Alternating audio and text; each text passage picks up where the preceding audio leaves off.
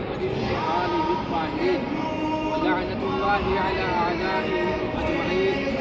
أما بعد، فقد قال إمامنا الجواد عليه السلام: من زار قبر عمتي بأم فله الجنة.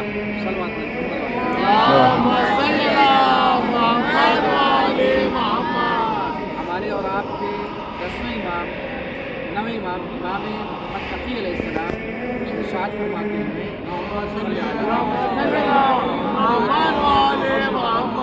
جس نے میری پھوپھی کی زیارت خود نے کی اس پر جنت واجب ہے. یہ صرف آپ نے نہیں فرمایا بلکہ جب امام جعفر صادق علیہ السلام سے کچھ لوگ مدینہ ملنے کے لیے گئے ایران سے، وہاں پر پہنچنے کے بعد معلوم ہوا کہ کچھ لوگ ایران سے آئے ہیں. مولا کی دستبوسی کی اور اس کے بعد مولا نے معلوم کیا، پتہ چلا کہ یہ لوگ ایران سے آئے ہیں. امام نے فرمایا: انا للہ حرما وهو المکہ ولرسولہ حرما وهو المدینہ ولامیر المؤمنین حرما وهو الکوفہ ولنا حرما وهو القدس. یعنی اللہ کا حرم مکہ ہے، رسول اللہ کا حرم مدینہ ہے اور امیر المؤمنین کا حرم کوفہ ہے. اس وقت کوفہ جانا جاتا تھا، نجف کو لوگ نہیں جاتے. امیر المؤمنین کا حرم کوفہ ہے. پھر فرمایا ولنا حرم، اور ہمارا حرم کن. یہ نہیں کہا کہ میرا حرم کن، یہ نہیں کہا کہ معصومات آنے والے زمانے میں معصومہ کا حرم کن ہے، بلکہ کہا ہم اہل بیت کا حرم کن. پھر آپ نے فرمایا آنے والے زمانے میں میری نسل سے ایک خاتون وہاں دفن ہوں گی کہ من زارہا عارفاً بحقہا فلہ الجنہ، جو معرفت کے ساتھ اس کی زیارت کرے گا اس پر جنت واجب ہے. یہ امام جعفر صادق علیہ السلام نے کب فرمایا؟ اللہم صلی علی محمد. کب فرمایا؟ اس وقت فرمایا کہ جب آپ کے بیٹے امام کاظم علیہ السلام کی ولادت نہیں ہوتی تھی، ان کی بھی ولادت نہیں ہوئی تھی، اس وقت یہ جملہ ارشاد فرمایا. اس کے علاوہ بہت ساری متعدد احادیث ہیں انشاءاللہ، جب راستے میں بیوی کے گھر جہاں پہ رکی تھی وہاں پہنچیں گے تو باقی چیزیں بیان کر دی جائیں گی. بہرحال آپ سب کو مبارکباد پیش کرتے ہیں اور خداوند متعال سے دعا کرتے ہیں کہ پروردگار ہمارے آنے کو قبول فرمائے. جب ہم صلی کی طرف جائیں تو معرفت کے حق کی معرفت کے ساتھ زیارت کریں. اسی لیے پہلے یہ احادیثیں بیان کر دی گئی تاکہ ہمیں ان کا رتبہ، ان کا مرتبہ معلوم رہے، اس کے بعد وہاں پر زیارت کرنے کے لیے آئے.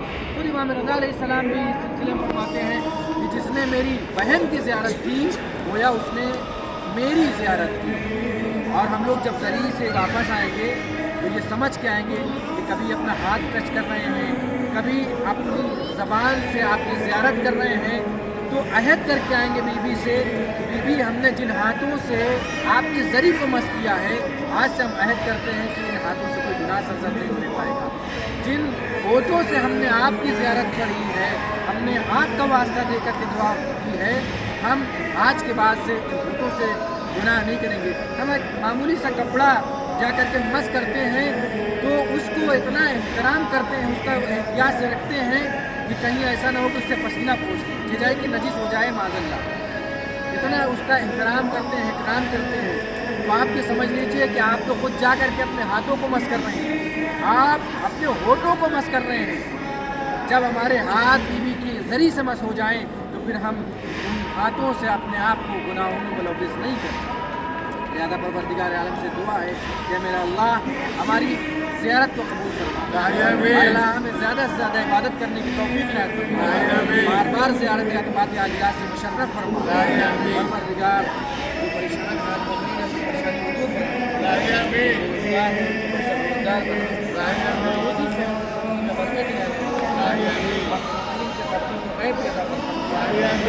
وہ بیمار جو لا علاج ہے بحق امام سجاد علیہ السلام، بحق امام رضا علیہ السلام، بحق معصوم بحق امام حسین شفاء کامل و عاجل عنایت پروردگار جن کے اولاد نرینہ نہیں ہوتی اولاد نرینہ عنایت پروردگار امام زمانہ کے ظہور میں تعجیل سب کو ان کے انصار و اعوان میں شفا فرما.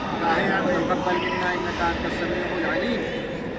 ہم अहले बैत के चाहने वाले जो दुनिया से गुजरते हैं उनको शहीद समझते हैं, और शहीद जिंदा होता है। कुरान मजीद कहता है कि फला तहसबन्न अल्लज़ीना क़ुतिलू फ़ी सबीलिल्लाहि अमवातन बल अहयाउन इंद रब्बिहिम युरज़क़ून, यानी शहीद जिंदा है, उन्हें हरगिज़ मुर्दा गुमान न करना, बल्कि वो अल्लाह की तरफ से रिस्क भी पाता है। लिहाजा जब हम यहाँ पर आए हैं बीबी की बारगाह में, तो हम इसी तरीके से दाखिल हो रहे हैं कि जैसे बीबी हमको देख रही हैं, हमारे सलाम का जवाब दे रही हैं। लिहाजा हम जब दाखिल हों तो उससे पहले इसमें दुखूल भी पढ़ लें और आपकी ज़ियारत भी पढ़ लें। इसमें दुखूल यानी इजाज़त ना हो, आप ज़बान से भी कह सकते हैं कि बीबी हम आपके हरम में दाखिल हो रहे हैं, आपकी इजाज़त चाहते हैं, अल्लाह की इजाज़त, अहले बैत की इजाज़त। लेकिन अरबी के फ़क़रात हैं उसको भी दोहरा लेते हैं, फिर ज़ियारतनामा। सल्लल्लाहु अलैहि वसल्लम।